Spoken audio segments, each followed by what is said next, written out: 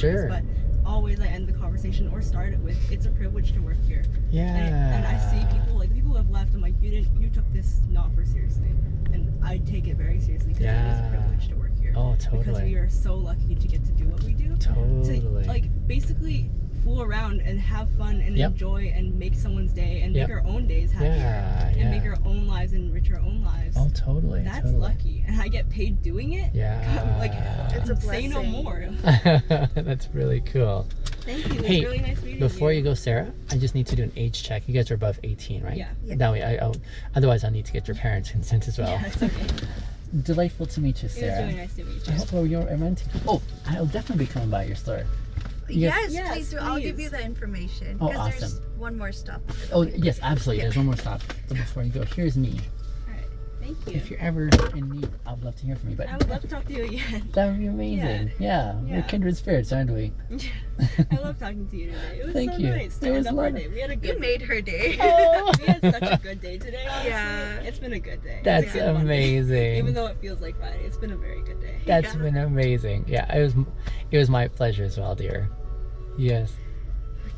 All right. Bye, KJ. Bye. Thank you for the gift. See you next week. So sweet. See you. Right. We're gonna plan that picnic. Oh yeah, we are. Goodbye, Sarah. Bye. You're welcome. Take care. Bye. Well, I was not anticipating this rich of our conversation with you guys.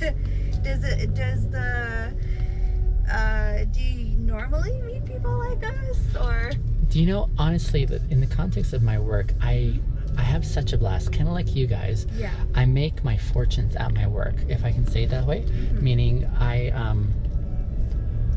there's so many unknowns in my work. Yeah. I don't know who I'm gonna meet, what kind of background they were having, what kind of day they were having, what kind of frame of mind they're in. There's just so many things that I don't know. Yeah. But the consistent thing that I aim for in each opportunity is to connect with someone, to connect with almost everyone that I meet. Yeah. Now, there are some individuals, they're probably a lot more busier with their stress of life or whatever, so they're probably engrossed in their work. While in transit, I want to give them respect for the time to, do whatever they need. Others are probably just not in the zone where they want to communicate. Maybe it's the end of the day at work, and the last thing is that they need is to be obligated to another conversation, Yeah. And I mean, they don't know me from Adam, I love connecting with people, but I'm just like any other Uber driver to them, kind of thing, right? So I kind of have to gauge where the opportunities are and when to just kind of give them the peace, because that's probably what they need most. Sometimes they get in the vehicle too, and they just give those vibes and so I even suggest that to them, and they're very appreciative when that happens. So it's not always the same, but I'd say like 80-90% of the time it's like wonderful connections like this that I really enjoy.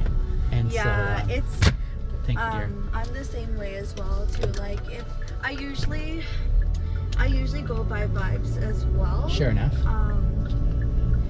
Because like I feel like with Sarah and I, we're very similar with how we are with people. Like sometimes if someone's a bit not in the mood or something, we won't really press into that too much. Sure. But if of course, like usually when people are having a bad day, we're like, we get so emotional. We're like, you can talk to us. Yeah. It's nice to have people connect. Yes. Especially when they're not. Totally. If they're going through something, because you want to know that someone is out there listening to you and that they care, whether it be strangers, families, or anyone. Yeah. And I completely agree with you. Like you have to mindfulness. You have to be very mindful. But do you know what happens in that process of being mindful is there has to be a presence of awareness in yourself to be able to say, okay, I'm going to put my needs on hold here while I tend to someone else's. And so that means that you have to have a really good, strong foundation internally to be able to say, I'm well satisfied within myself. I don't need to depend on someone right now. So I'll be creating that space for someone. I may not necessarily have to be obligated to carry their burden, but at least I can give myself, by way of attentiveness, by being present in mind, to actually, it's almost like a gift, isn't it? Yes. To enable them to unload, because I don't know if a lot of people really have that kind of presence in their life that is willing to patiently listen and engage and draw them out. Yeah, I'm very spiritual person. I love all of like spirituality. Sure enough, and it's something I've been into recently. Yeah. And so I usually like, I think it's because we're so empathetic that, like, for me, the way I see it is like, I'd like to, again, be aware enough to absorb that person's energy, but not to the point where it damages, incapacitates you. Yes, because that always used to happen before. I see. I would get so emotional and carry that everywhere with me, and it would like affect me and my life decisions. So I have like these internal boundaries that I've kept in place. So like I can be there, but sometimes like you have to really gauge. Sure. How did you develop that intuitiveness? Were there external factors, books, ideas? Like, where did you sort Recently, it's been books. Like, I've been it's something since I was a child, but I've always kept it hidden because people reacted very differently. They'd rather be logical, but I'm quite emotional, so I was like, I can't apply a logical solution to something that requires emotional connection. Sure enough. So yeah, recently books and stuff, but throughout my life it's always been struggles, especially from childhood and recent years. That's kind of helped. Like, I wouldn't want anyone to go through what I did, so I try my hardest to be able to connect with someone that might have gone through the same thing. That's overall. Sure. And I guess even as you're mentioning that, it made me think about the necessity for empathy. That presence of empathy sure makes fertile ground for others to sow their you know, like as they're processing and venting or doing whatever they need to do, and you're making space for that. I think not only are they doing something that's healthy and getting it out of their system, but it's also clearing up space internally for them to get to a better, healthier place that can maybe move in a better trajectory, right? Yeah. And that's a beautiful thing to be able to extend to someone, is that opportunity. Yeah, and I like it too.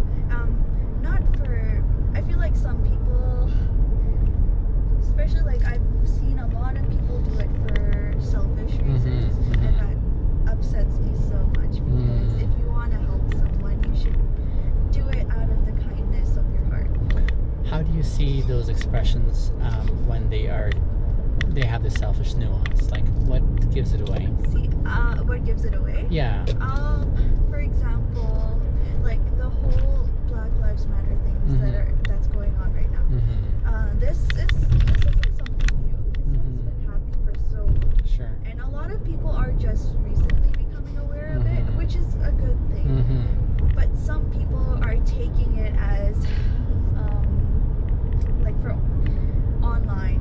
They're posting about it, but really promoting themselves when they should be helping the people that have been oppressed. I see. And I feel like that is a bit selfish. I see. Or if you're being kind to someone for the sake of just being kind, it's so upsetting to me, because, you know, in the world, like the world we live in today, everyone just has to like try to be more aware and mindful and keep positive. You know, you never know what someone else is going through. Yeah. Like even the slightest bit of negativity can cause like a lifelong like hurt and stuff. Sorry, I can't really describe it. I'm like, I get very emotional about these things, and I'm like, I don't want to cry. That's okay. I hear you. I'm the same way when when I talk about things that are very close to my heart. Sometimes my eyes sure tear up. My listeners usually kind of confused, saying, "Are you okay?" I was doing that with my little sister when I was back home last week for her graduation, and she's like, "Are you okay?" I'm like, "Yeah, don't worry about me. Just focus on my point here." I cry at work all the time. It's so embarrassing. It's we have like how we connect with customers. We have people coming in, and then we ask a lot of questions about them, and we find out like some of the things that they go through. Sure enough, And there was a woman that came in, and she was telling me about her divorce. She was in an abusive relationship, and I didn't even know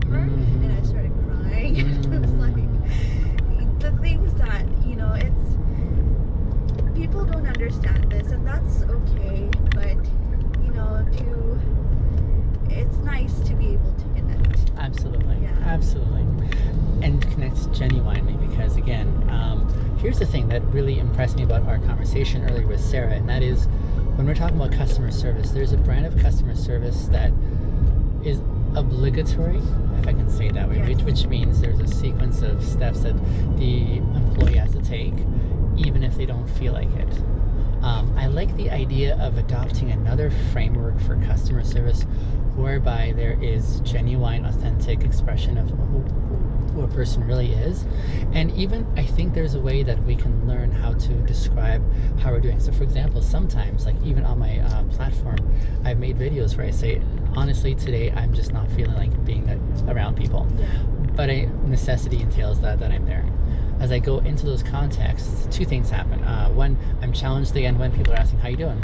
I can tactfully still fulfill on customer service and not be a downer for that individual, yes. while still being true, you know, saying, today has been a challenging day, for example, so I'm processing through some stuff, you know? That's a way of being authentic and saying, I'm just not quite at 100%, for example, right? Yeah.